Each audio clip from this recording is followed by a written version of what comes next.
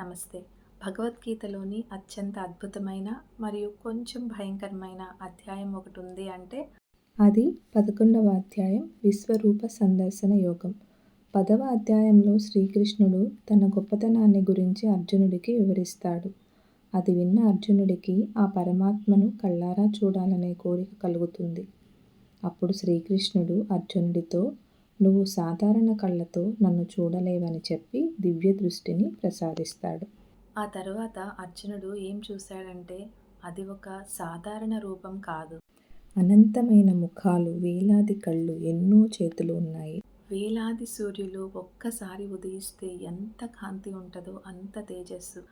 సమస్త బ్రహ్మాండం, దేవతలు, మునులు, జంతుజాలాలు అన్నీ కూడా ఆ ఒక్క రూపంలో ఉన్నాయి.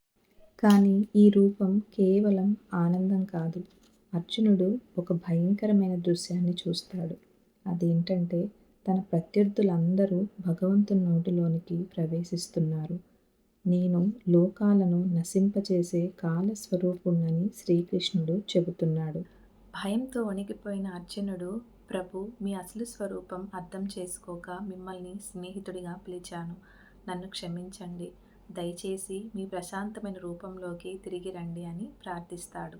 చివరికి శ్రీకృష్ణుడు తన సౌమ్యమైన రూపంలోనికి వస్తాడు. దేవుడంటే ఒక రూపం కాదు, ఆయనే సర్వం. మన జీవితంలో జరిగే పుట్టుక, మరణం, లాభం, నష్టం ఇవన్నీ కూడా ఆయన ప్రణాళికలో భాగమే. అనన్య భక్తి ద్వారా మాత్రమే ఆ పరమ సత్యాన్ని తెలుసుకోగలుగుతాము. ఇదే విశ్వరూప సందర్శన యోగం యొక్క మహత్వం. మరొక వీడియోలో కలుద్దాం.